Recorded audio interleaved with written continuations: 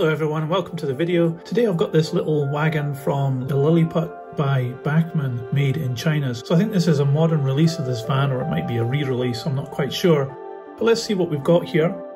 It's moulded in 3 pieces, so you can see straight away that the printing is pretty good. It's got a lot of writing up here, and also here it says Deutscher Reichsbahn and the number 1553, and that's matched down on the chassis here. You can see the number over here and some other writing as well on the chassis, which is actually very small. You can barely see this with the naked eye, and there's some more printing at this end of the wagon as well.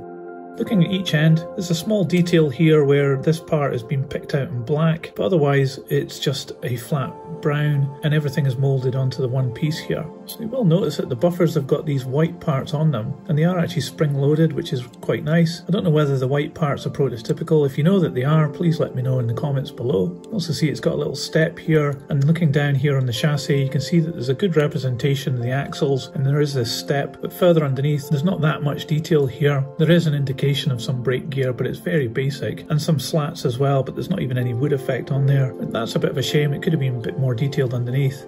The couplings move back and forth, but it's not a cantilever system, so it will help this wagon get round corners and keep coupled up, but it doesn't need anything fancy because it's quite a short wheelbase wagon. Up here on the roof it's just painted grey. This one you can see that it's got a couple of scratches on the top. I did get this second hand, but it's a bit disappointing to see that. So looking on this side of the wagon, it's slightly different in that this vent is open. It was closed on the other side, and the door is slightly ajar with a very nice looking catch that's half open there. That's a nice little detail. But aside from that, there's not a lot going on with this wagon, but it's a decent enough little wagon to add to your collection. Let's see how much this weighs.